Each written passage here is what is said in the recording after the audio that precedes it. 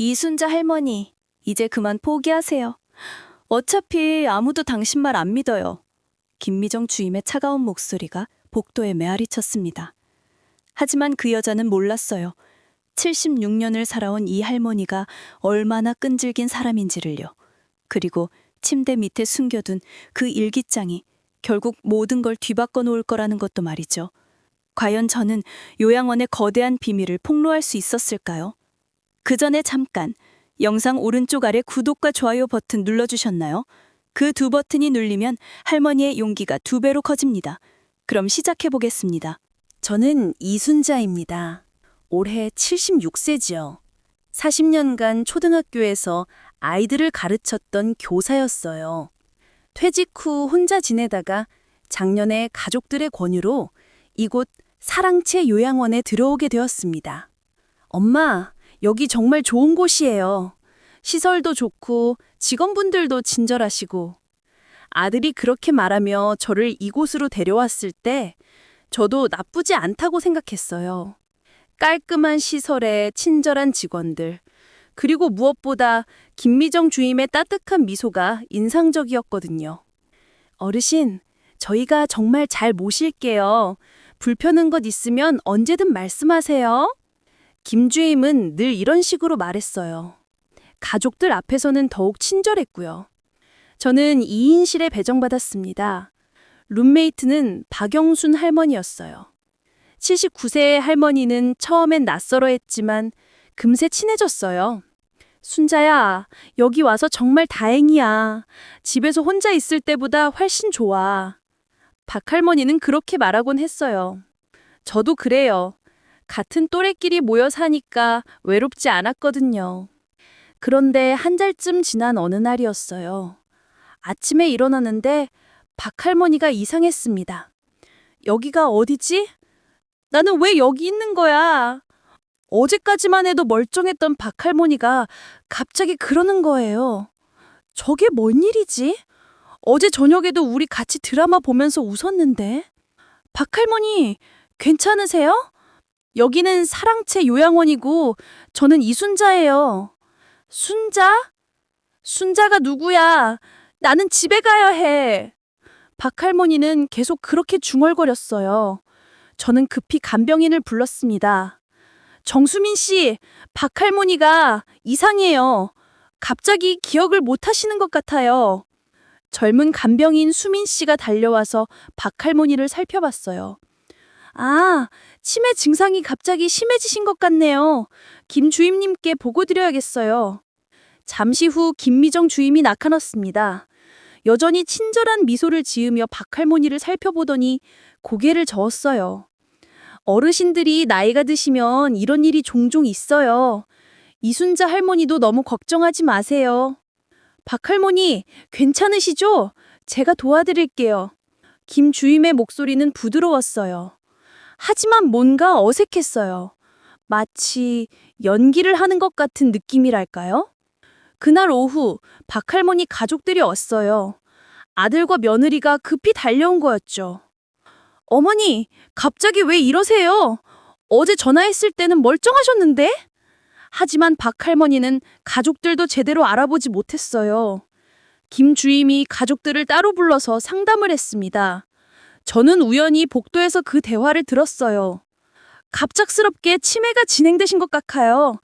이런 경우에는 재산 관리를 미리 준비해 두시는 게 좋겠어요. 재산 관리요? 네, 나중에 더 심해지면 어르신이 직접 하시기 어려우니까요. 그때였어요. 저는 이상한 느낌을 받았어요. 왜 갑자기 재산 이야기를 꺼내지? 박 할머니가 아픈 것도 슬픈데.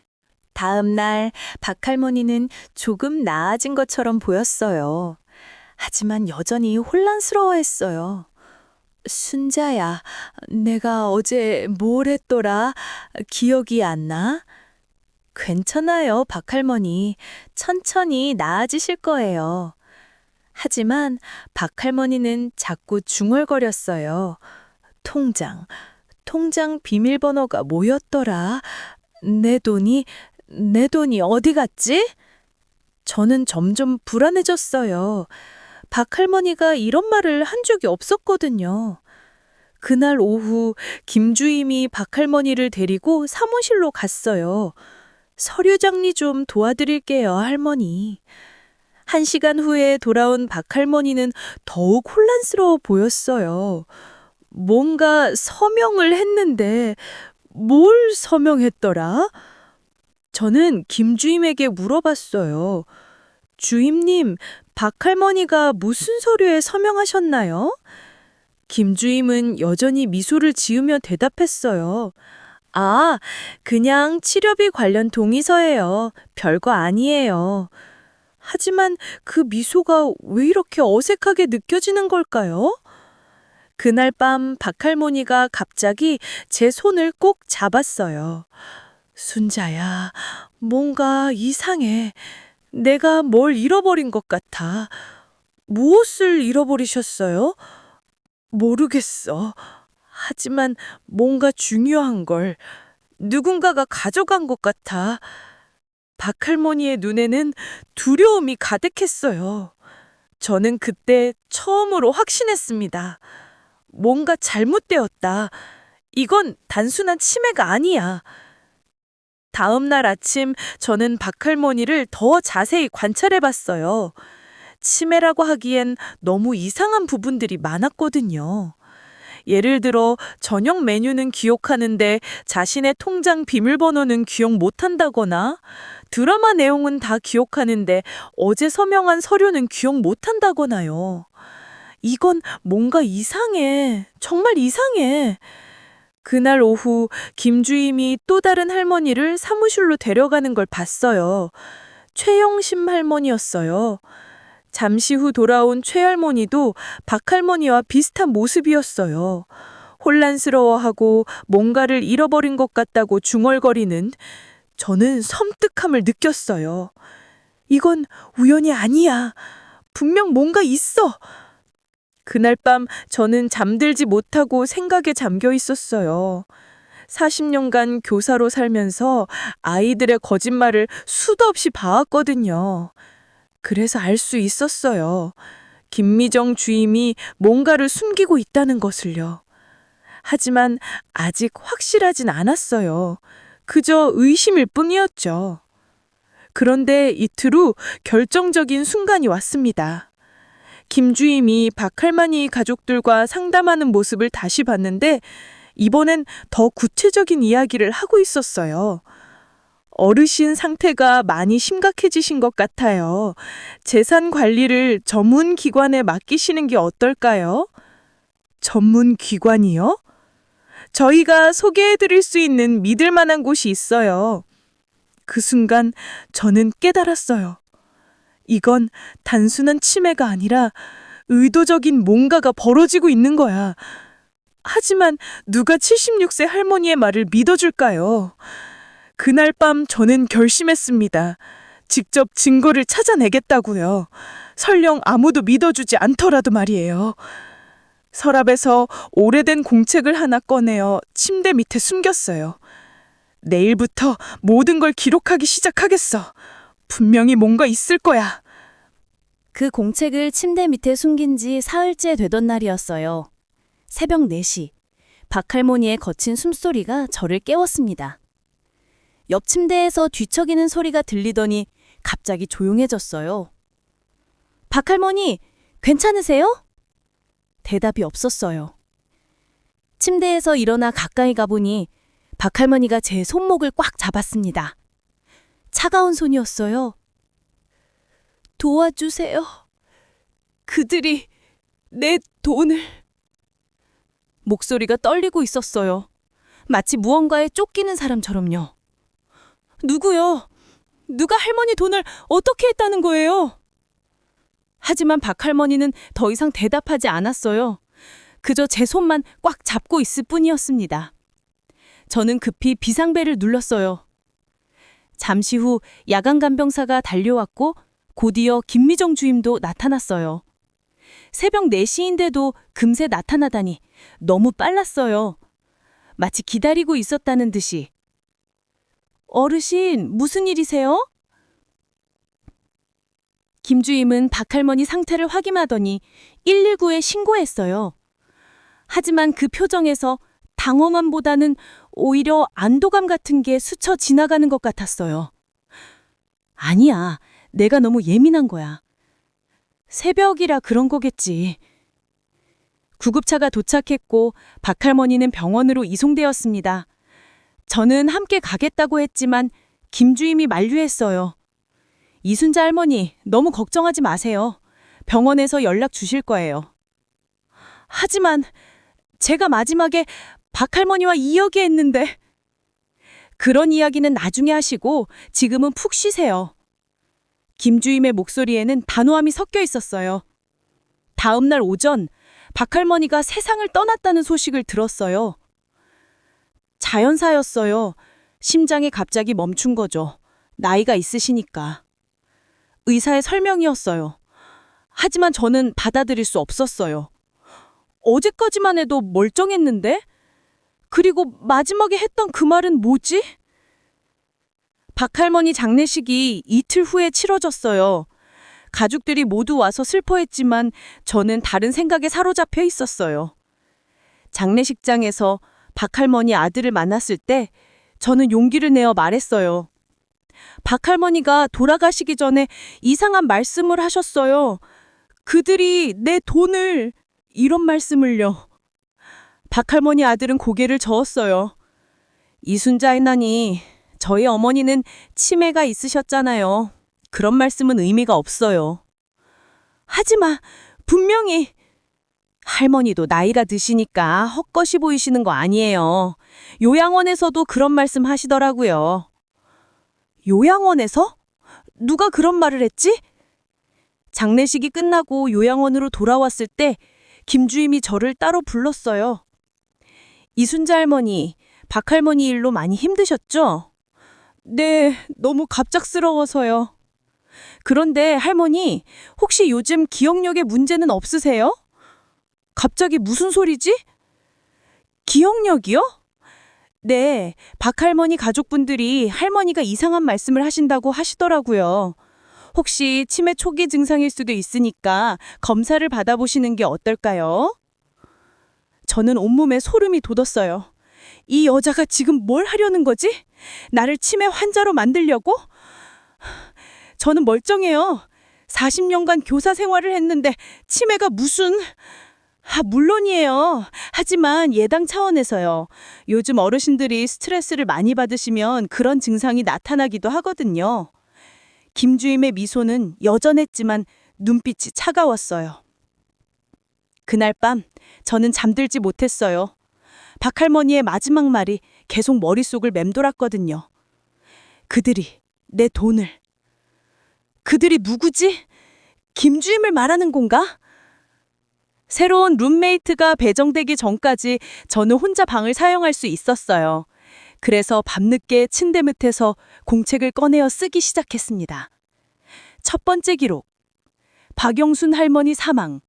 2024년 10월 15일. 마지막 말. 도와주세요. 그들이 내 돈을. 김주임의 반응. 너무 침착했음. 마치 예상했다는 듯. 가족들에게 내 말을 치매 증상이라고 함. 글씨를 쓰면서 손이 떨렸어요. 하지만 멈출 수 없었어요. 분명히 뭔가 있어. 박할머니가 죽기 전에 재산 관리 서류에 서명했고 그 후 갑자기 세상을 떠났어. 다음 날부터 저는 다른 할머니들을 더 자세히 관찰하기 시작했어요. 김주임이 유독 관심을 보이는 할머니들이 있다는 걸 발견했어요. 공통점이 있었어요. 모두 자녀들이 잘 살고 재산이 있는 분들이었죠. 그리고 그런 할머니들이 김주임과 상담을 한 후에는 어김없이 혼란스러워 하셨어요. 내가 뭘 서명했더라? 통장 비밀번호가 기억이 안 나네? 누가 내 돈 이야기를 했는데? 저는 이런 말들을 하나하나 공책에 기록했어요. 일주일 후 제 아들이 면회를 왔어요. 엄마, 괜찮으세요? 김주임님이 전화하시던데 엄마가 요즘 이상한 말씀을 자주 하신다면서요. 또 김주임이군. 무슨 이상한 말을 했다는 거니? 박할머니가 돌아가시기 전에 누가 돈을 훔쳐간다고 하셨다면서요. 그리고 요양원에서 수상한 일이 벌어진다고. 아들의 표정에는 걱정이 가득했어요. 그게 사실이야. 분명히 뭔가 이상한 일이. 엄마, 그런 말씀 하지 마세요. 나이가 드시니까 그런 생각이 드는 거예요. 나는 멀쩡하다고. 알아요, 엄마. 하지만 스트레스 때문에 그런 증상이 나타날 수도 있대요. 혹시 병원에서 검사라도. 저는 화가 났어요. 아들마저 김주임의 말을 믿는다니. 그날 밤 저는 공책에 더욱 자세히 써내려갔어요. 김미정 주임의 패턴. 1. 재산이 있는 어르신들을 타겟으로 함. 2. 갑작스러운 치매 악화 유도. 3. 재산관리 서류 서명 유도. 4. 의문을 제기하는 사람을 치매 환자 취급. 쓰면서 패턴이 보였어요. 너무나 체계적이고 치밀한 수법이었어요. 하지만 아직 확실한 증거가 없었어요. 그저 의심일 뿐이었죠. 다음 주에 새로운 룸메이트가 들어왔어요. 최영심 할머니였어요. 79세이지만 정신이 또렷하고 대화도 잘 통하는 분이었어요. 순자 할머니, 여기 어때요? 살만해요? 휠체어를 타고 있었지만 눈빛은 매우 총명했어요. 영심 할머니는 어쩌다 여기 오시게 되었어요? 아들이 혼자 있기 힘들다고 해서요. 다리를 다쳐서 휠체어를 타게 되었거든요. 최 할머니와 이야기를 나누면서 저는 희망을 품었어요. 이분이라면 제 이야기를 들어줄 수도 있겠다 싶었어요. 하지만 조심스럽게 접근해야 했어요. 김주임이 제게 의심의 눈길을 보내고 있다는 걸 느꼈거든요. 일주일 후 예상했던 일이 벌어졌어요. 김주임이 최 할머니를 사무실로 데려갔어요. 서류 정리 좀 도와드릴게요, 할머니. 아, 또 시작이구나. 1시간 후 돌아온 최 할머님은 혼란스러워했어요. 뭔가 서명을 했는데 정확히 뭘 서명했는지 기억이 안 나네. 저는 더 이상 참을 수 없었어요. 그날 밤 최 할머니가 잠든 후 조용히 깨웠어요. 영심 할머니, 깨어 계세요? 순자 할머니, 무슨 일이에요? 저는 최 할머니에게 모든 걸 털어놨어요. 박 할머니가 죽기 전에 했던 말, 김주임의 수상한 행동, 그리고 제가 의심하는 내용까지요. 최 할머니는 한동안 조용히 듣고 있다가 말했어요. 순자 할머니, 저도 이상하다고 생각했어요. 오늘 사무실에서 뭔가 서명을 했는데 내용을 제대로 읽어보지도 못하게 서두르더라고요. 정말요? 네, 그리고 제 통장 정보도 물어보더라고요. 혹시 모르니까 거짓으로 말했는데 최 할머니의 눈에도 의심의 빛이 스쳤어요. 그날 밤부터 저희는 은밀한 동맹이 되었어요. 저는 최 할머니에게 침대 밑에 숨겨둔 일기장을 보여줬어요. 이렇게 기록하고 있어요. 언젠가는 증거를 찾아낼 거예요. 최 할머니가 제 손을 꼭 잡았어요.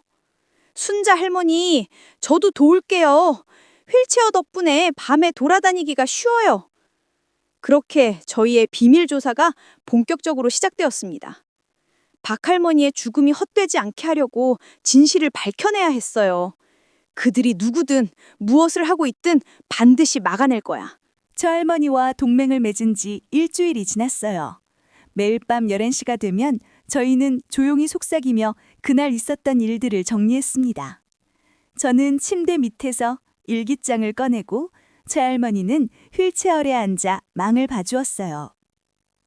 오늘 김주임이 또 누구를 데려갔어요? 301호 한복자 할머니였어요. 사무실에서 나온 후에 완전히 다른 사람이 되어 있더라고요. 저는 일기장에 꼼꼼히 적어나갔어요.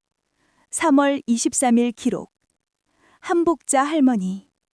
김주임과 상담 후 급급한 변화. 내 예금이 얼마였더라? 반복적으로 중얼거림.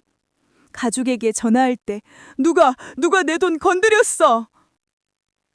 최 할머니가 제 어깨 너머로 글을 보며 고개를 끄덕였어요. 순자 할머니, 저는 오늘 복도에서 이상한 걸 봤어요. 무엇을요? 김주임이 한복자 할머니 방에서 서류 뭉치를 들고 나오더라고요. 그런데 그 서류에 은행 도장이 찍혀 있었어요. 은행 도장? 그럼 금융 관련 서류라는 뜻이네? 더 자세히 봤어요? 네, 휠체어 덕분에 소리 없이 가까이 갈 수 있었거든요. 통장 사본 같은 게 섞여 있었어요. 저는 손이 떨렸어요. 이제 패턴이 명확해지고 있었거든요. 다음 날부터 저희는 더욱 체계적으로 관찰하기 시작했어요. 아침 7시, 김주임 출근. 특정 할머니들 방부터 들르며 컨디션 체크. 오전 10시. 상담이라는 명목으로 대상자들을 사무실로 불러들이는. 오후 2시. 점심 후 휴식 시간. 할머니들 대부분이 낮잠. 오후 4시. 가족 면회 시간. 김주임이 가족들과 별도 상담. 영심 할머니, 패턴이 보이기 시작해요. 맞아요. 특히 점심 후 휴식 시간이 수상해요. 그때 김주임이 뭘 하는지 알아봐야겠어요. 최할머니의 휠체어는 정말 유용한 도구였어요. 복도를 조용히 이동하면서 김주임의 동선을 추적할 수 있었거든요.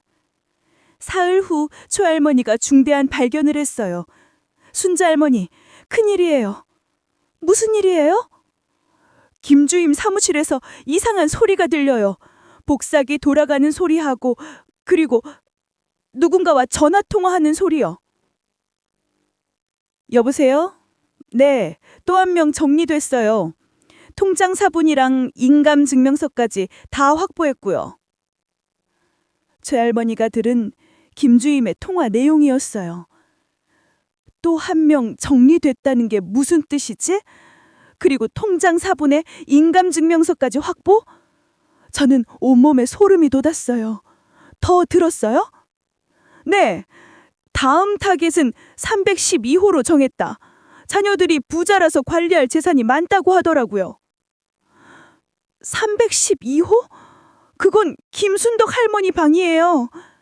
김 할머니는 78세로 자녀들이 사업을 크게 하고 있어서 용돈도 많이 받고 계시는 분이에요. 정신도 또렷하고 건강하신 분인데 저는 급히 일기장을 펼쳤어요. 3월 26일 긴급 기록. 김주임의 수상한 통화 내용. 또 한 명 정리됐다. 한복자 할머니를 가리키는 듯. 통장 사본 인감증명서 확보 완료. 다음 타겟 312호 김순덕 할머니.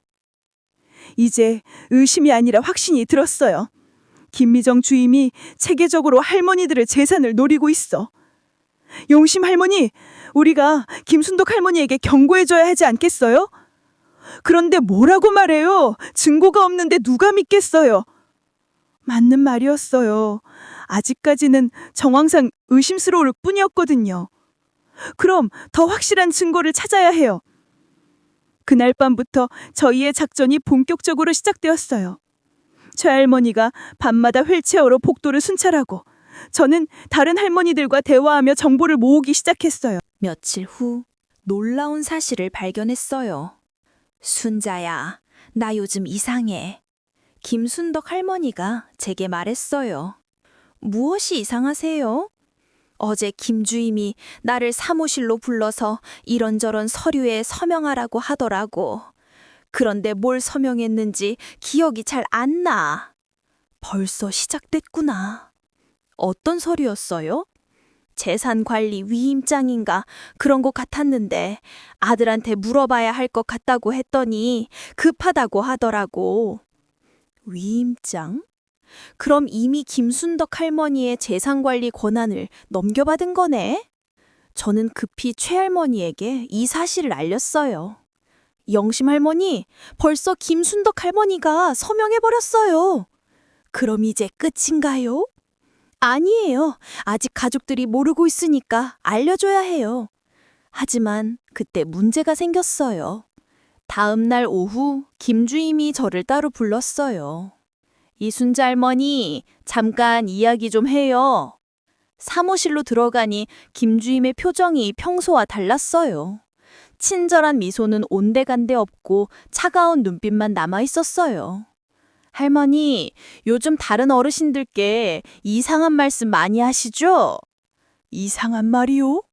재산이 어떻고 누가 돈을 훔쳐간다고 그런 말씀들이요. 김주임이 제 눈을 빤히 쳐다봤어요. 마치 제 속마음을 꿰뚫어 보려는 듯이요. 이 여자가 벌써 눈치챘구나. 저는 그런 말 한 적 없는데요. 정말요? 김순덕 할머니가 할머니한테서 그런 이야기를 들었다고 하시던데요. 김순덕 할머니가? 설마 제가 한 말을 김주임에게 그대로 전한 건가요? 할머니, 혹시 박영순 할머니 돌아가신 일로 많이 충격받으셨나요? 갑자기 박 할머니 이야기를 꺼내는군. 그런 일이 있으면 가끔 망상 증상이 나타나기도 해요.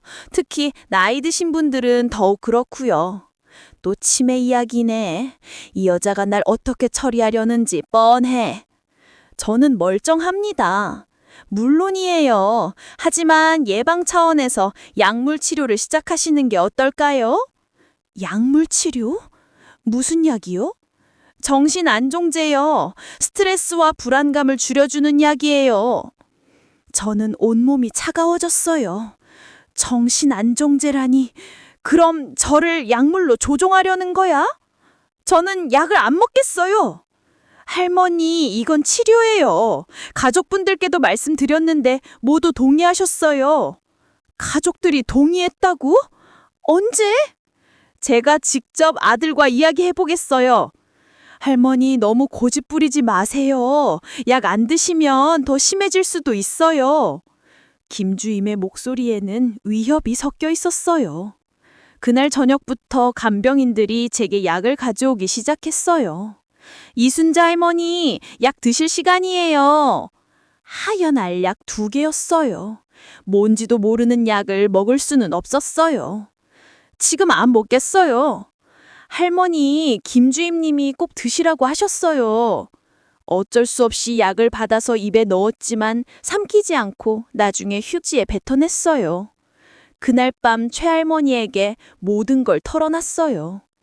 영심 할머니, 이제 저도 위험해졌어요. 어떻게 된 거예요? 김주임이 저를 약물로 조종하려고 해요. 가족들에게는 치매 치료라고 둘러댔고요. 최할머니의 얼굴이 굳어졌어요. 순자 할머니, 이제 정말 위험해요. 우리가 뭔가 조치를 취해야 해요. 하지만 아직 증거가...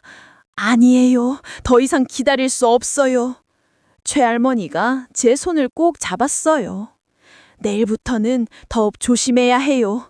그리고 확실한 증거를 찾아야 해요. 저는 일기장에 오늘 있었던 일 모든 걸 빠짐없이 기록했어요. 3월 30일 중요 기록. 김주임이 본격적으로 의심하기 시작했다. 정체불명의 약물 투여 시작해 정신안정제라고 주장한다. 가족들에게는 치매 치료라고 거짓 보고했다. 김순덕 할머니 재산관리 위임장 서명 완료. 글을 쓰면서 손이 떨렸어요. 이제 시간이 얼마 남지 않았어.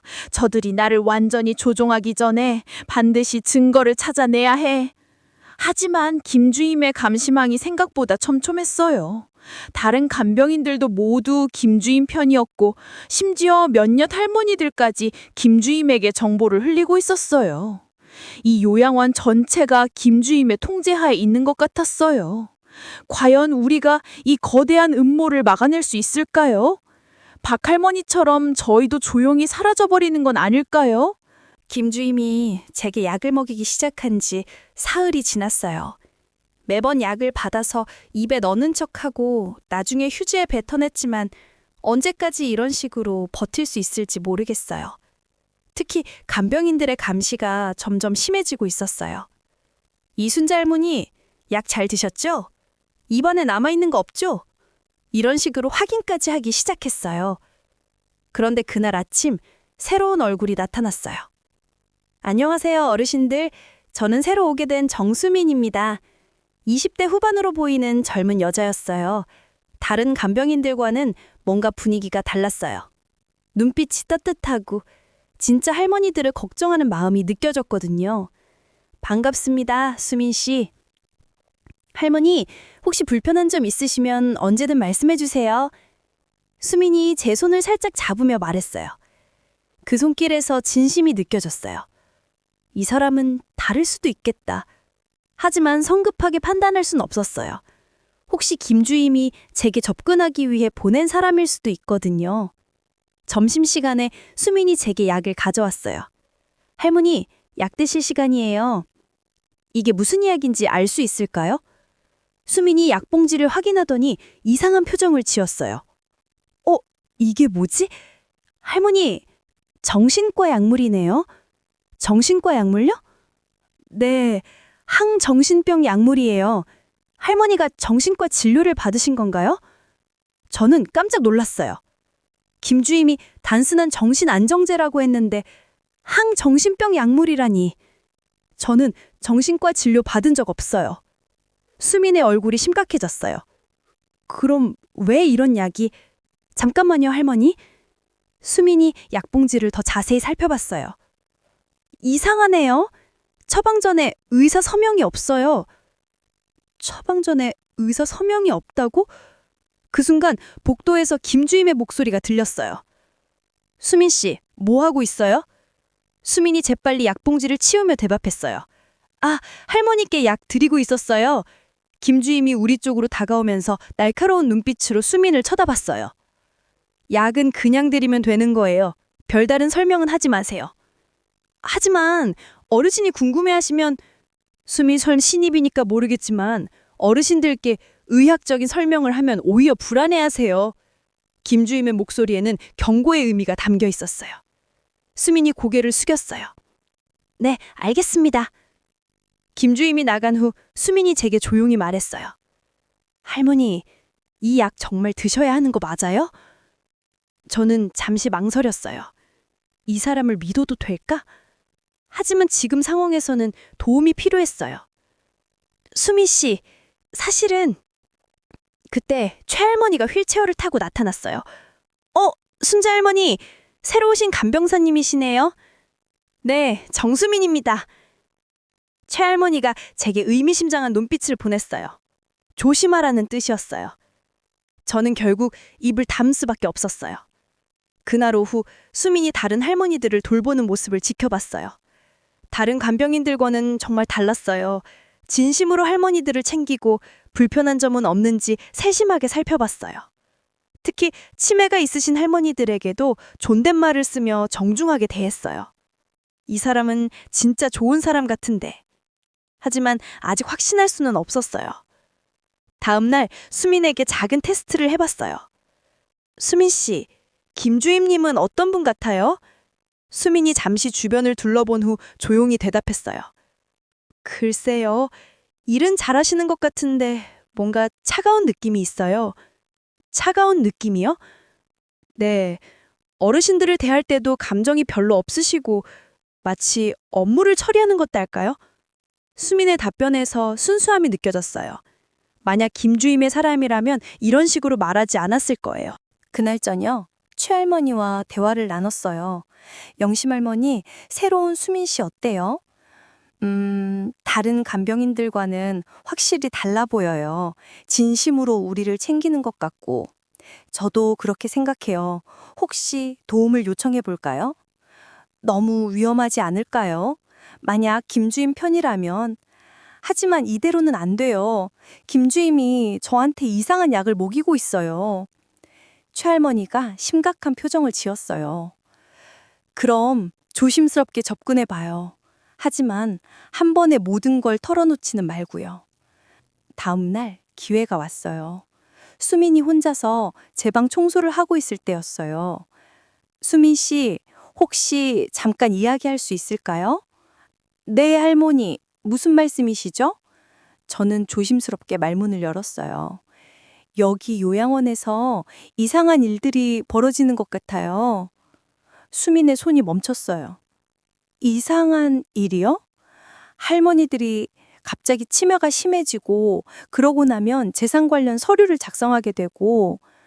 수민이 청소용품을 내려놓고 제 옆에 앉았어요. 할머니, 더 자세히 말씀해 주세요. 저는 박할머니가 죽기 전에 했던 말과 김주임의 수상한 행동들을 조심스럽게 털어놨어요. 수민이 점점 진지한 표정이 되더니 말했어요. 할머니, 사실 저도 이상하다고 생각했어요. 정말요? 네, 약물 처방도 이상하고 어르신들이 서명하시는 서류들도 뭔가 수상해요. 수민도 같은 의심을 하고 있었어요. 그럼 도와주실 수 있어요? 하지만 수민이 고개를 저었어요. 할머니, 저도 도와드리고 싶지만 너무 위험해요. 만약 김주임이 알게 되면 저도 해고당할 수 있어요. 그 말에 저는 실망했어요. 하지만 이해도 됐어요. 젊은 사람이 직장을 잃을 위험을 무릅쓰기는 어렵겠죠. 네, 알겠어요. 하지만 할머니, 수민이 제 손을 잡았어요. 제가 직접 도울 수는 없지만 혹시 증거 같은 게 필요하시면 최대한 도와드릴게요. 작은 희망이 보였어요. 정말요? 네. 그리고 약은 절대 드시지 마세요. 정말 이상한 약이에요. 수민이 일어서면서 조용히 말했어요. 할머니, 조심하세요. 김주임이 할머니를 계속 지켜보고 있어요. 그날 오후 예상했던 일이 벌어졌어요. 제 아들이 면회를 왔는데 김주임이 먼저 아들을 붙잡고 상담을 했어요. 아드님, 어머님 상태가 많이 심각해지신 것 같아요. 복도에서 그 대화를 엿들었어요. 심각하다고요? 네, 망상 증상이 심해지고 다른 어르신들께 이상한 말씀을 하시기도 하고요. 또 망상이라고 하네. 그리고 약도 잘 안 드시려고 하세요. 이런 상태로는 치료가 어려울 것 같습니다. 그럼 어떻게 해야 하죠? 입원 치료를 고려해 보시는 게 어떨까요? 전문 병원에서 집중 관리를 받으시면. 입원 치료? 그럼 저를 정신병원에 보내려는 거네? 저는 급히 아들에게 다가갔어요. 도연아, 엄마는 멀쩡해. 엄마, 안 그래요. 김주임님이 말씀하시는데 엄마가 요즘 나는 정말 멀쩡하다고. 여기서 이상한 일이 벌어지고 있어. 아들의 표정이 안쓰러워졌어요. 엄마, 그런 말씀 하지 마세요. 김주임님이 얼마나 엄마를 걱정하고 계시는데. 도연아, 제발 엄마 말 좀 들어봐. 하지만 아들은 고개를 저었어요. 엄마, 치료 받으세요. 약도 꼭 드시고. 그날 밤 저는 절망했어요. 가족마저 김주임의 말을 믿고 있었고 입원 치료까지 거론되고 있었고요. 정신병원에 가게 되면 정말 끝이에요. 누구도 제 말을 들어주지 않을 거예요. 최할머니가 제 어깨를 토닥이며 말했어요. 순자 할머니, 포기하지 마세요. 우리에게는 아직 수민 씨가 있어요. 하지만 수민 씨도 직접적인 도움은 줄 수 없다고. 그래도 우리 편이 한 명이라도 더 있다는 것만으로도 큰 힘이에요. 그날 밤 일기장에 모든 걸 기록했어요. 4월 3일 위기 상황. 새로운 간병인 정수민. 우리 편일 가능성 높음. 하지만 직접적인 도움은 어려운 상황. 김주임이 가족들에게 입원 치료 제한. 시간이 얼마 남지 않음. 펜을 잡은 손이 떨렸어요. 정말 시간이 얼마 남지 않았어. 입원하기 전에 반드시 뭔가 해야 해. 하지만 어떻게? 그때 문득 수민이 했던 말이 떠올랐어요. 증거 같은 게 필요하시면 최대한 도와드릴게요. 그래, 증거야. 확실한 증거를 찾아야 해. 김주임의 사무실에 분명히 뭔가 있을 거야. 다음 날부터는 더욱 대담하게 행동해야겠어요. 설령 위험하더라도. 아들이 입원 치료를 거론한 지 이틀이 지났어요. 그날 아침 김주임이 평소보다 밝은 미소를 지으며 제게 다가왔어요. 하지만 그 미소가 오히려 더 섬뜩했어요. 이순자 할머니, 오늘부터 맞춤형 치료를 시작하기로 했어요. 맞춤형 치료요? 네, 할머니 상태에 맞는 특별한 프로그램이에요. 가족분들도 모두 동의하셨고요. 또 가족들 동의라는 말을 쓰네. 제가 직접 확인해 본 적도 없는데. 어떤 치료인가요? 우선 약물을 조금 바꿔드릴 거예요. 더 효과적인 약으로요. 김주임이 간병인에게 뭔가 지시를 했어요. 그러자 이전과는 다른 약이 나타났어요. 하얀 알약이 아니라 붉은색 캡슐이었어요. 이건 뭐지? 이전 약보다 훨씬 크고 색깔도 이상해. 할머니, 이 약을 하루에 3번 드셔야 해요. 하루에 3번? 이전에는 2번이었는데? 이게 무슨 약인지 알 수 있을까요? 할머니 상태에 맞는 특별한 약이에요. 너무 걱정하지 마세요. 간병인이 물과 함께 약을 내밀었어요. 거부할 수도 없는 분위기였어요. 주변에 다른 간병인들까지 서서 저를 지켜보고 있었거든요. 어쩔 수 없이 약을 받아 입에 넣었어요. 하지만 이번에는 삼키는 척만 할 수가 없었어요. 할머니, 입안에 약이 남아있나 확인해 볼게요. 간병인이 제 입안을 들여다봤어요. 완전히 감시당하고 있구나. 결국 약을 삼킬 수밖에 없었어요. 30분 후 이상한 증상이 시작됐어요. 머리가 멍하고 눈앞이 흐릿해지기 시작했어요. 마치 안개가 낀 것처럼 주변이 흐려 보였어요. 이게 뭐지? 이전 약은 이런 적이 없었는데? 점심시간에 최할머니가 걱정스러운 표정으로 다가왔어요. 순자 할머니, 괜찮아요? 얼굴이 이상해 보여요. 영심 할머니, 머리가 이상해요. 말하기도 힘들었어요. 혀가 제대로 돌아가지 않았거든요. 약 때문인 것 같은데 뭔가 조치를 취해야 해요. 하지만 저는 제대로 대답할 수가 없었어요. 의식이 점점 흐려지고 있었거든요. 그날 오후 더 심각한 일이 벌어졌어요. 제 아들이 또 면회를 왔는데 김주임과 긴 상담을 한 후 제게 왔어요. 엄마, 상태가 많이 안 좋아 보이네요. 도연아, 엄마, 괜찮아. 말이 제대로 나오지 않았어요.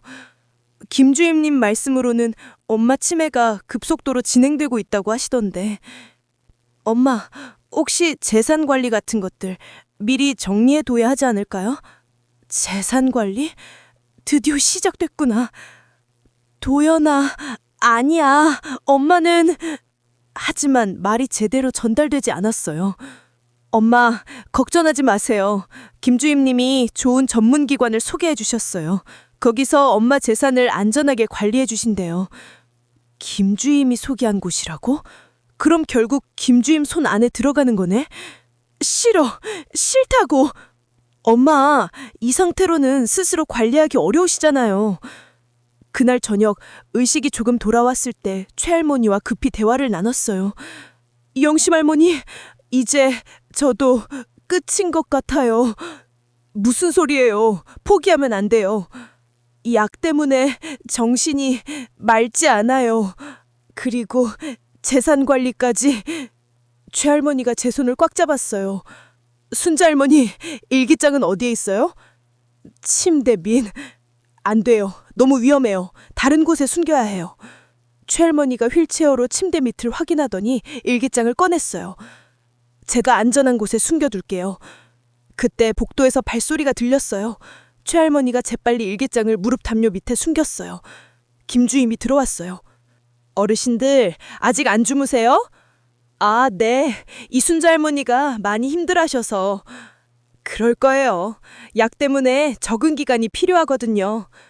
김주임이 제 상태를 확인하더니 만족스러운 표정을 지었어요. 내일부터는 더 좋아지실 거예요. 더 좋아진다는 게 아니라 더 심해진다는 뜻이겠지. 김주임이 나간 후 최할머니가 조용히 말했어요. 순자 할머니, 수민 씨한테 도움을 요청해야 해요.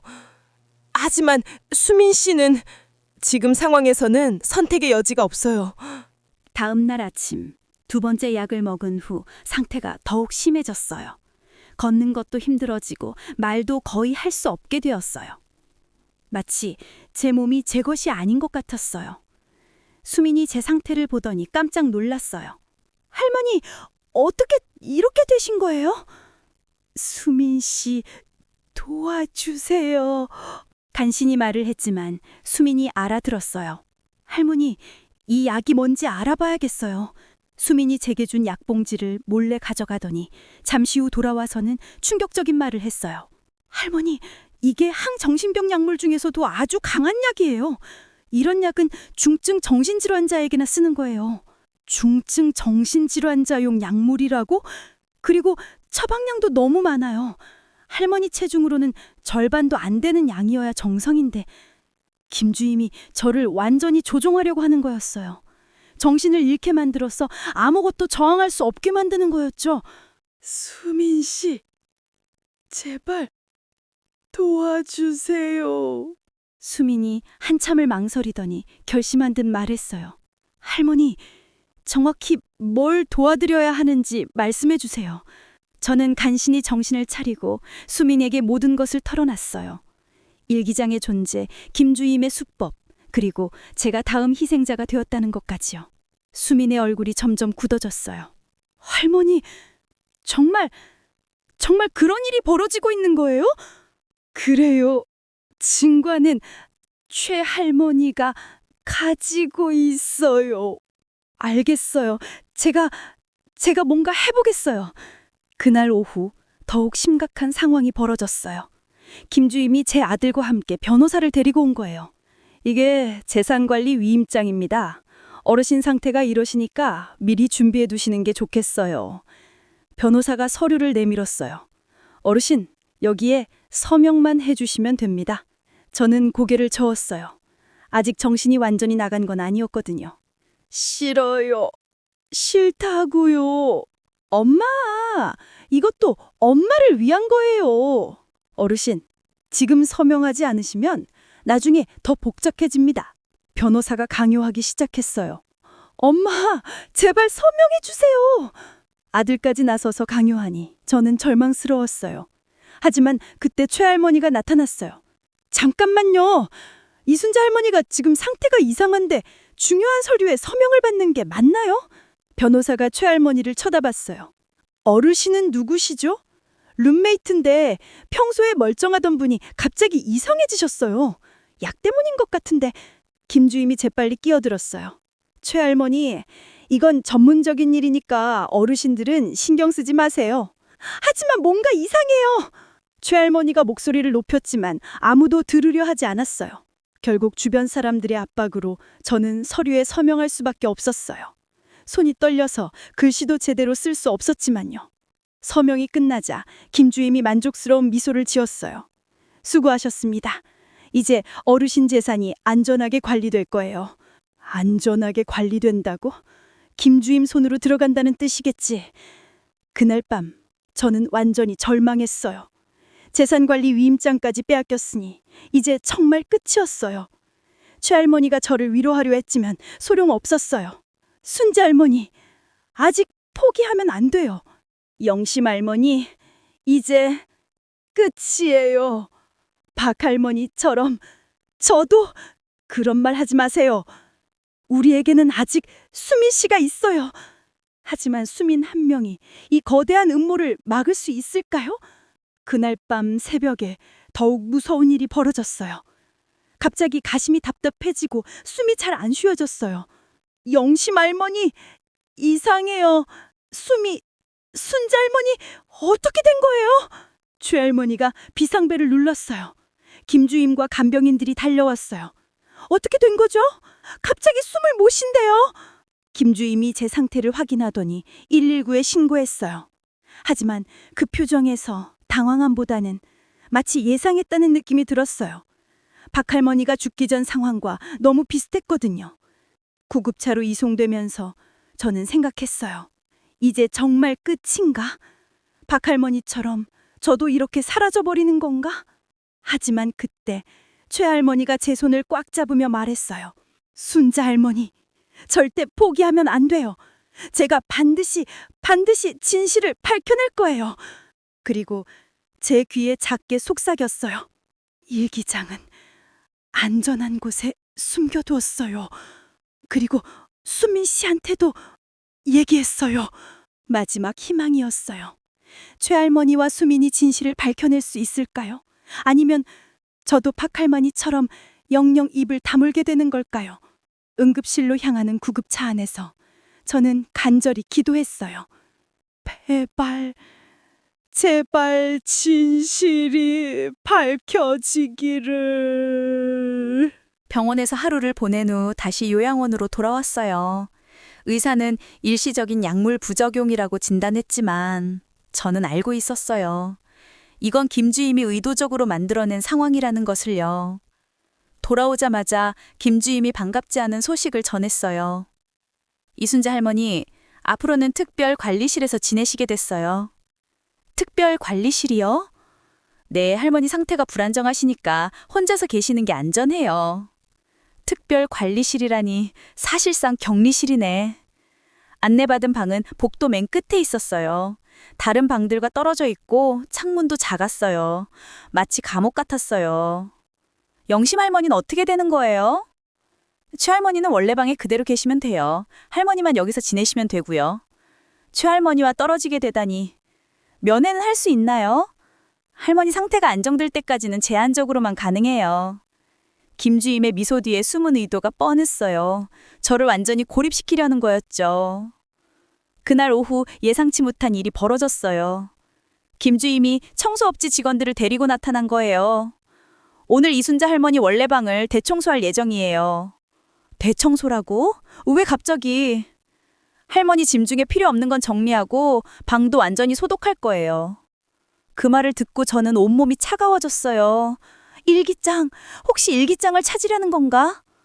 최할머니가 안전한 곳에 숨겨뒀다고 했지만 그래도 불안했어요. 제가 직접 짐을 정리하면 안 될까요? 할머니는 쉬세요. 저희가 다 해드릴게요. 김주인의 목소리에는 거부할 수 없는 강압이 있었어요. 그날 저녁 최할머니가 휠체어를 타고 제 방을 찾아왔어요. 하지만 간병인이 바로 따라와서 오래 있을 수는 없었어요. 순자 할머니 괜찮아요? 네, 그런데 제 원래 방이. 걱정하지 마세요. 최할머니가 의미심장한 눈빛을 보냈어요. 중요한 건 안전한 곳에 있어요. 최할머니가 작은 쪽지를 제 손에 쥐어줬어요. 간병인이 보지 못하게 재빨리 주머니에 넣었어요. 나중에 쪽지를 펼쳐보니 이렇게 적혀 있었어요. 수민 씨와 계획 세우고 있음. 조금만 더 참으세요. 수민 씨와 계획을? 그럼 수민 씨가 도와주기로 한 건가요? 작은 희망이 생겼어요. 하지만 다음날 아침 그 희망마저 무너졌어요. 이순자 할머니, 수민 씨가 다른 층으로 배치 전환됐어요. 네? 할머니를 너무 감정적으로 대하는 것 같아서요. 전문적인 거리를 유지하는 게 치료에 도움이 되거든요.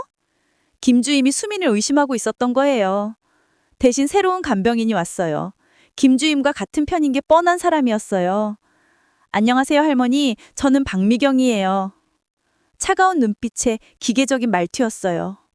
이제 정말 아무도 믿을 수 없게 됐구나. 그날 오후 더욱 절망적인 소식을 들었어요. 김주임이 제 아드님과 통화하는 걸 우연히 들었거든요. 네, 아드님. 어머님 상태가 많이 악화되셨어요. 이제 가족도 잘 못 알아보시고. 거짓말이에요. 저는 멀쩡하다고요. 그래서 말인데 입원 치료를 더 이상 미룰 수 없겠죠? 입원 치료? 정신병원 이야기구나. 네, 제가 좋은 병원을 알고 있어요. 거기서 전문 치료를 받으시면. 김주임이 저를 정신병원에 보내려는 계획이 구체화되고 있었어요.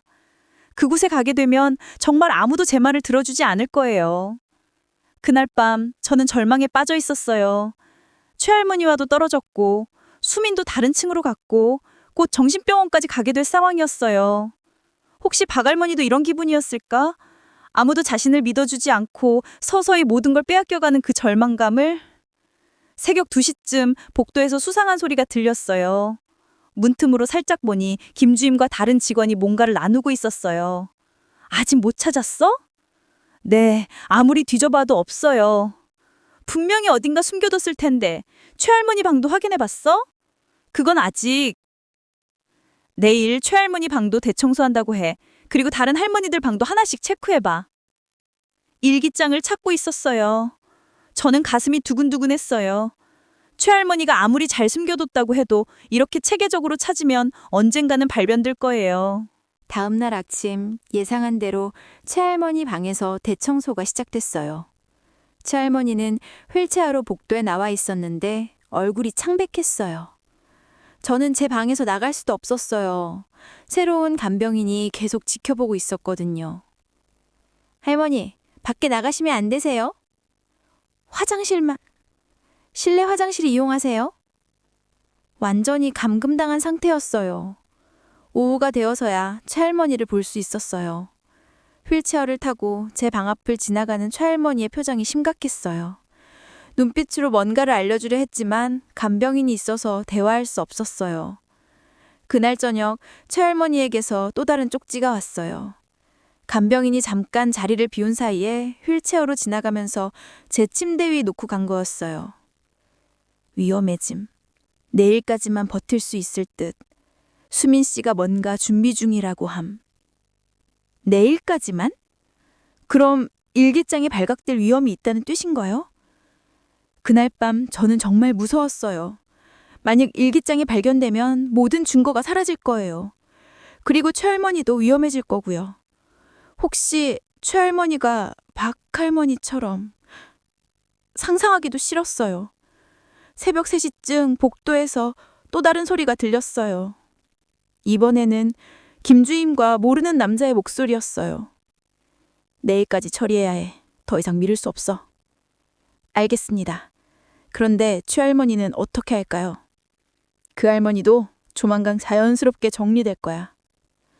자연스럽게 정리된다고? 그럼 최할머니까지? 저는 온몸이 떨렸어요. 이들이 박할머니를 어떻게 정리했는지 알고 있었거든요. 다음날 아침 김주임이 환한 미소를 지으며 나타났어요. 이순자 할머니, 좋은 소식이 있어요. 무슨 소식이요? 드디어 전문 치료를 받을 수 있게 됐어요. 오늘 오후에 모시러 올 거예요. 오늘 오후? 벌써? 아들한테 연락해서 확인해 봐야. 이미 모든 절차는 끝났어요. 아드님도 동의하셨고요. 김주임의 목소리엔 승리의 기쁨이 섞여 있었어요. 이제 정말 끝나나? 정신병원에 가게 되면 저는 영영 진실을 말할 수 없게 될 거예요. 점심시간에 최할머니를 마지막으로 볼 수 있었어요. 영심 할머니, 순자 할머니, 포기하지 마세요. 최할머니의 눈에는 눈물이 고여 있었어요. 제가 뭔가 해보겠어요. 너무 위험해요. 혹시라도 할머니까지. 괜찮아요. 저는 휠체어 덕분에 움직이기 쉬워요. 그때 간병인이 나타났어요. 최할머니, 이제 돌아가세요. 최할머니가 휠체어를 돌리면서 제게 마지막 눈빛을 보냈어요. 그 눈빛에는 끝까지 싸우겠다는 의지가 담겨 있었어요. 오후 2시, 정신병원에서 온 사람들이 저를 데리러 왔어요. 이순자 할머니, 가실 시간이에요. 하얀 옷을 입은 사람들이 저를 부축해서 일으키려 했어요. 그 순간 복도 저편에서 최할머니가 휠체어를 타고 나타났어요. 뭔가를 외치려는 듯 입을 벌렸지만 김주임이 재빨리 최할머니를 막았어요. 최할머니, 방으로 돌아가세요. 최할머니와 마지막 눈빛을 교환했어요. 제 마음을 아는 듯 최할머니가 고덕였어요. 제가 끝까지 해보겠습니다. 라는 뜻이었어요. 요양원을 떠나면서 저는 뒤돌아봤어요. 사랑채 요양원이 점점 멀어졌어요. 과연 최할머니가, 과연 수민이 진실을 밝혀낼 수 있을까요? 아니면 이대로 모든 게 끝나버리는 걸까요? 차 안에서 김주임이 마지막으로 한 말이 귓가에 맴돌았어요. 이제 정말 평화로워지겠네요. 평화롭다고? 김주임에게만 평화로울 뿐이겠지. 하지만 저는 끝까지 포기하지 않을 거예요. 정신병원에 가서도 기회가 있으면 누군가에게라도 이해하기를 할 거예요. 김미정, 너는 모르겠지만 이 할머니가 얼마나 끈질긴지. 그리고 최할머니도 절대 쉽게 포기하지 않을 거야. 우리의 마지막 전쟁이 지금부터 시작되는 거야. 정신병원에 도착한 지 사흘이 지났어요. 평온의원이라는 이름과는 달리 이곳은 전혀 평온하지 않았어요. 철창 같은 창문, 잠긴 문들, 그리고 무기력한 환자들의 모습이 절망적이었죠. 하지만 저는 포기하지 않았어요. 첫날부터 다른 환자들과 직원들을 관찰하기 시작했어요. 40년간 교사 생활로 단련된 관찰력은 여전했거든요. 새로 오신 분이시네요. 저는 간호사 최유진이에요. 20대 후반의 젊은 간호사였어요. 다른 직원들과는 달리 따뜻한 느낌이 있었어요. 안녕하세요. 저는 이순자예요. 어떻게 이곳에 오시게 되었어요? 저는 조심스럽게 대답했어요. 치매 때문이라고 하는데 저는 멀쩡한 것 같은데요. 최 간호사가 제 의무 기록을 보더니 이상한 표정을 지었어요. 이상하네요. 기록에는 중증 치매에 망상 증상까지 있다고 되어 있는데 할머니는 너무 정상적이시네요. 역시 김주임이 거짓 정보를 보냈구나. 간호사님, 사실 제게는 할 이야기가 있어요. 그날부터 저는 최 간호사에게 조금씩 제 이야기를 들려주기 시작했어요. 물론 한 번에 모든 걸 말하면 정말 망상 환자로 취급받을 테니까 조심스럽게 접근했어요. 할머니, 정말 그런 일이 있었다는 거예요? 사흘째 되던 날, 최 간호사가 제 이야기를 다 듣고 나서 충격을 받았어요. 네, 그래서 저는 여기에 있으면 안 되는 사람이에요. 그럼 증거 같은 것도 있고요? 요양원에 있는 제 동료가 가지고 있어요. 하지만 그분도 지금 위험할 거예요. 최 간호사가 한참을 생각하더니 말했어요. 할머니, 제가 뭔가 도와드릴 수 있는지 알아보겠어요. 그때였어요. 기적 같은 일이 벌어진 거예요. 이순자 할머니, 면회객이 오셨어요. 면회객? 누가? 면회실로 가보니 제 아들 도연이가 와 있었어요. 하지만 혼자가 아니었어요. 엄마, 이분은 정시민 씨예요. 엄마를 돌봐주시던 간병인 분이라고 하시네요. 수민이었어요. 어떻게 여기까지? 할머니, 안녕하세요. 수민의 눈빛에서 뭔가 다른 기운을 느꼈어요. 마치 중요한 소식을 가져온 것 같은. 도연아, 엄마가 수민 씨와 조금 더 이야기할 수 있을까? 개인적인 여자 얘기도 있고. 네, 엄마. 저는 잠깐 밖에서 기다리고 있을게요. 아들이 나간 후 수민이 급히 제게 다가왔어요. 할머니, 큰일이에요. 무슨 일이에요? 최할머니가 위험해요. 제 심장이 멎을 것 같았어요. 어떻게 된 거예요? 김주임이 일기장을 찾기 위해 최할머니를 심하게 압박하고 있어요. 그리고 최할머니도 이상한 약을 먹이기 시작했어요. 영심 할머니. 하지만 할머니, 희망이 있어요. 수민이 작은 가방에서 뭔가를 꺼냈어요. 이게 뭐예요? 일기장이에요. 최할머니가 저한테 맡겼어요. 그리고 이것도. 수민이 또 다른 것들을 보여줬어요. 사진들, 서류 보분들, 녹음 파일이 든 USB까지. 이 모든 걸 어떻게?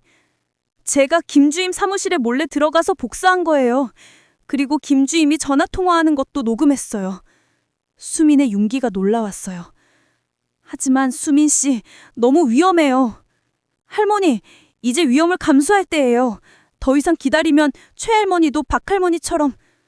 맞는 말이었어요. 그런데 할머니, 제가 이것들을 경찰에 신고하려고 하는데 할머니 증언이 필요해요. 하지만 제가 여기 있는데. 그래서 계획이 있어요. 수민이 조용히 말했어요. 할머니가 여기서 나갈 수 있는 방법을 찾았어요. 어떻게요? 최 간호사님께 미리 말씀드렸어요. 할머니가 정상이시라고. 그리고 억울하게 이곳에 오신 거라고. 최 간호사가 도와주기로 한 거였어요. 오늘 오후에 할머니 아드님과 함께 퇴원 수속을 밟을 예정이에요. 정말요? 네. 그리고 바로 경찰서에 가서 신고할 거예요. 드디어 반격할 때가 온 거예요. 수민 씨, 고마워요. 정말 고마워요. 하지만 그때 수민의 전화가 울렸어요. 네, 안녕하세요. 네? 뭐라고요? 수민의 얼굴이 창백해졌어요. 무슨 일이에요? 최할머니가 응급실에 실려갔대요. 박할머니와 똑같은 상황이었어요. 아직 늦지 않았어요. 빨리 가야 해요. 그때 최 간호사가 나타났어요. 할머니, 지금 바로 나가실 수 있어요. 원장님께 설명드렸더니 오히려 화를 내시더라고요. 이런 환자를 왜 받았냐고. 30분 후 저는 정신병원에서 나올 수 있었어요. 아들도 김주임에게 속았다는 것을 깨닫고 화가 났어요. 엄마, 정말 죄송해요. 제가 엄마 말을 안 믿었어요. 괜찮아, 도연아. 이제라도 알았으니까.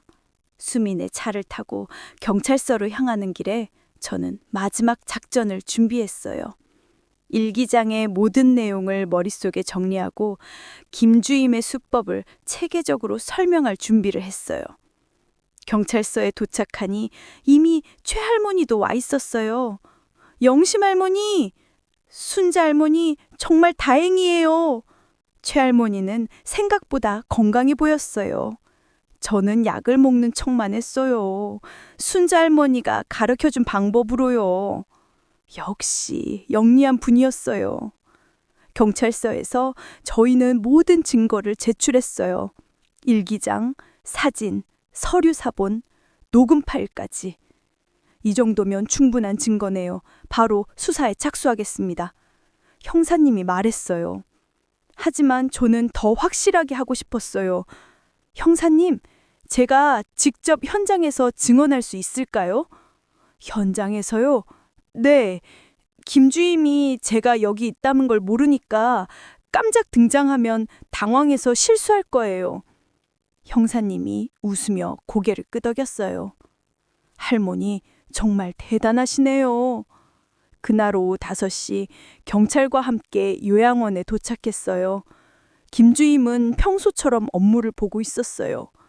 저희가 나타날 거라고는 꿈에도 생각하지 못했겠죠. 김미정 씨죠? 네, 그런데 누구시죠? 경찰입니다. 보험 사기 및 노인 학대 혐의로 수사 중인데요. 그때 제가 뒤에서 나타났어요.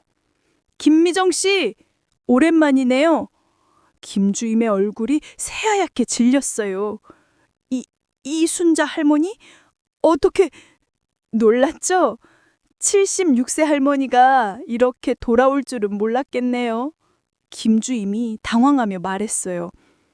할머니는 치매 환자라서 무슨 말씀을 하실지. 치매요? 저는 냉정하게 말했어요. 40년간 교사 생활한 사람을 치매 환자로 만들려고 했네요. 그리고 일기장의 모든 내용을 술술 말해버렸어요. 날짜별로 정확하게 김 주임이 한 모든 일들을 상세하게. 3월 23일 한복자 할머니를 사무실로 불러서 재산관리 위임장에 서명받았죠? 3월 30일 저에게 항정신병 약물을 투여하기 시작했고요. 4월 2일 제 아들에게 거짓말해서 재산관리 위임장까지 받아냈죠? 김 주임의 얼굴이 점점 굳어졌어요. 그건 모두 치료를 위한. 치료요? 수민이 나서서 녹음 파일을 틀었어요. 또 한 명 정리됐어요. 통장 사본이랑 인감증명서까지 다 확보했고요. 김 주임 본인의 목소리였어요. 다음 타겟은 312호로 정했어. 자녀들이 부자라서 관리할 재산이 많아. 김 주임이 완전히 무너졌어요. 이건 함정이야. 함정이요? 최할머니가 휠체어를 타고 나타났어요. 우리가 언제 함정을 팠나요? 단지 진실을 기록했을 뿐이에요. 그때 다른 직원들도 하나둘 나타나기 시작했어요. 김 주임과 함께 일했던 공모자들이었어요. 김 주임님만 그런 게 아니에요. 한 간병인이 소리쳤어요. 우리도 시켜서 한 거라고요. 서로 책임을 미루기 시작했어요. 이런 게 바로 악인들의 최후였어요. 김미정 씨 체포합니다. 보험 사기, 노인 학대, 약물 강제 투여 혐의입니다. 수갑이 채워지는 순간 김 주임이 제게 독한 눈빛을 보냈어요. 이순자, 당신이 뭔데? 단지 요양원에 사는 늙은이 주제에. 네, 저는 76세 할머니예요. 저는 당당하게 말했어요. 하지만 40년간 아이들을 가르치며 정의가 뭔지 배운 할머니예요. 그리고 무엇보다 제 목소리에 힘을 실었어요.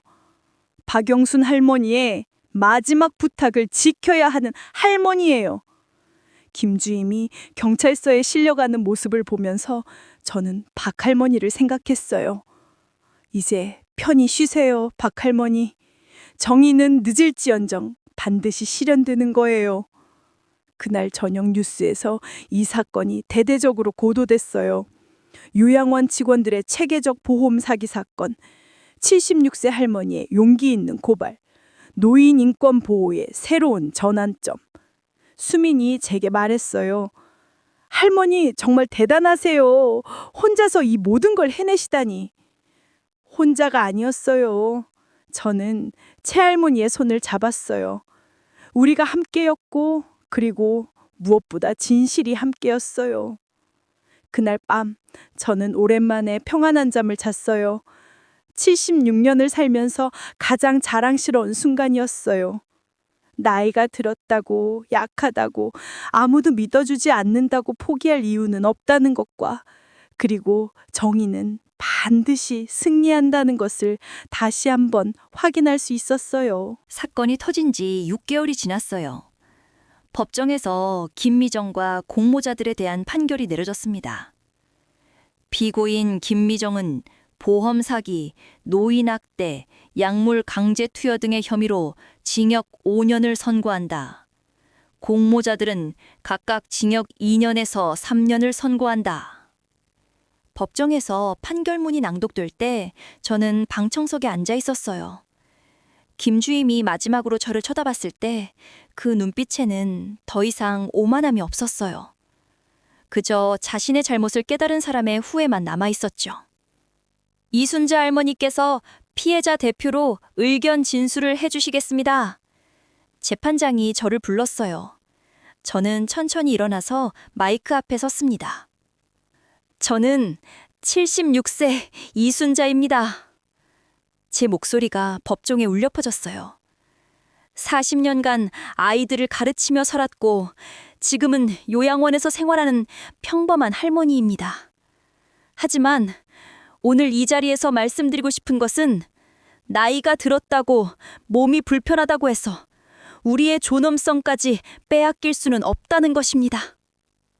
방청석의 다른 할머니들이 고개를 끄덕이고 있었어요.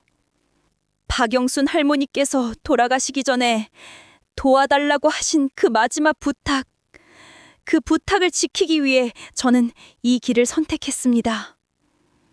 목이 메었지만 계속해야 했어요. 우리 어르신들도 존중받을 권리가 있습니다. 속지 않을 권리가 있고 안전하게 보호받을 권리가 있습니다. 그리고 무엇보다 우리 각자의 인생이 소중하다는 것을 인정받을 권리가 있습니다. 법정이 조용해졌어요. 모든 사람들이 제 말에 귀 기울이고 있었어요. 김미정 씨와 공모자들이 저지른 일은 단순한 범죄가 아닙니다. 우리 어르신들의 존엄성을 짓밟은 일입니다. 하지만 오늘 이 판결을 통해 다시 한번 확인할 수 있었습니다. 정의는 늦을지언정 반드시 승리한다는 것을, 그리고 나이가 들어도 힘이 없어도 진실을 말하는 용기만 있으면 세상을 바꿀 수 있다는 것을 말입니다. 제 진술이 끝나자 법정에서 박수가 터져나왔어요. 재판장도 감동한 표정으로 말했습니다. 이순자 할머니의 용기 있는 고발이 없었다면 이런 불의가 계속되었을 것입니다. 깊은 감사의 말씀을 드립니다. 법정을 나오면서 최할머니가 휠체어로 제게 다가왔어요. 순자 할머니, 정말 멋있었어요. 우리가 함께해서 가늠한 일이었어요. 수민도 달려와서 제 손을 잡았어요. 할머니, 이제 정말 끝났네요. 네, 이제 새로운 시작이에요. 한 달 후 사랑채 요양원이 완전히 새롭게 바뀌었어요. 새로운 원장님이 오시고 직원들도 대부분 교체되었습니다. 그리고 무엇보다 어르신 권익 보호위원회가 만들어졌어요. 위원장은 저였고 부위원장은 최할머니였어요. 순자 할머니, 오늘 회의 준비 다 하셨어요? 네, 영심 할머니, 새로 입수하시는 분들 오리엔테이션 자료도 준비했어요.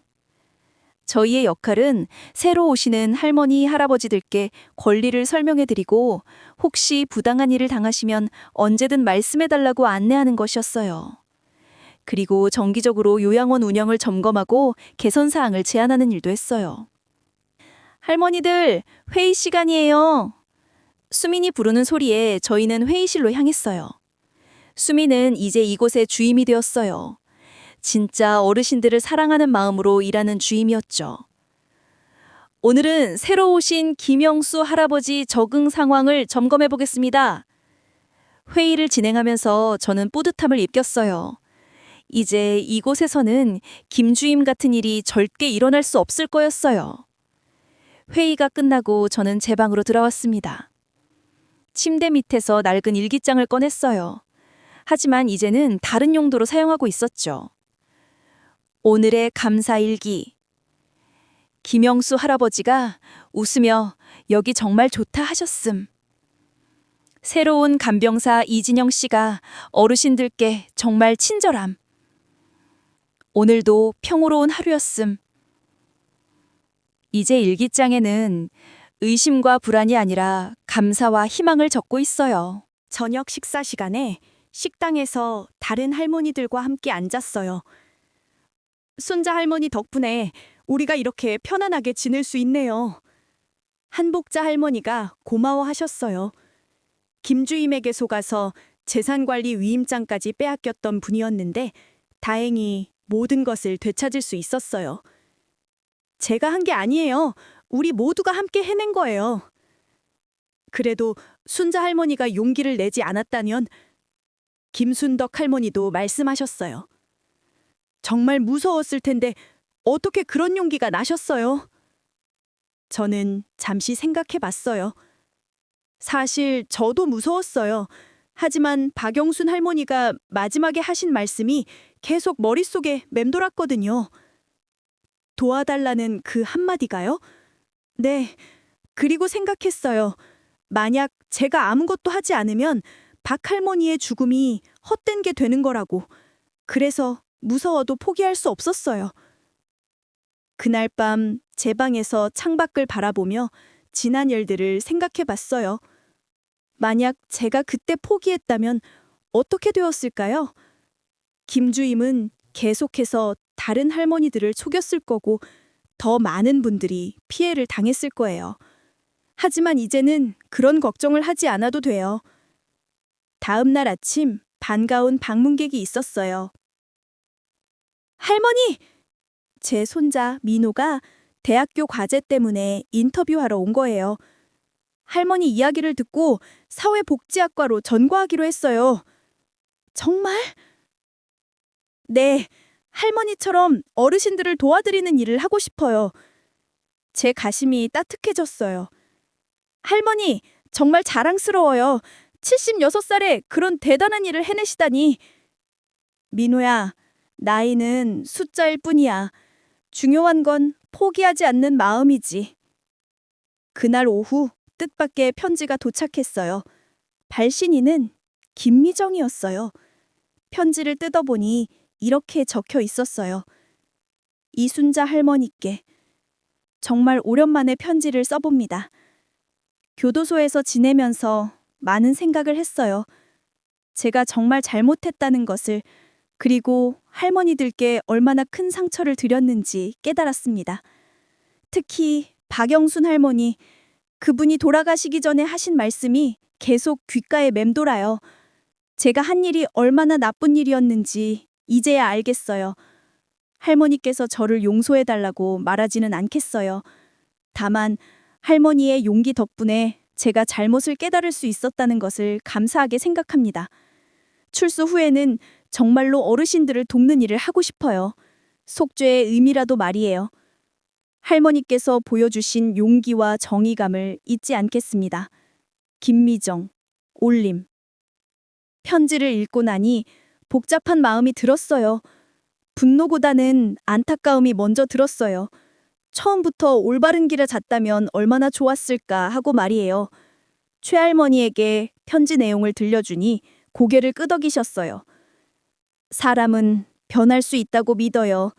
진심으로 뉘우친다면 기회를 줘야겠죠. 그렇게 생각해요.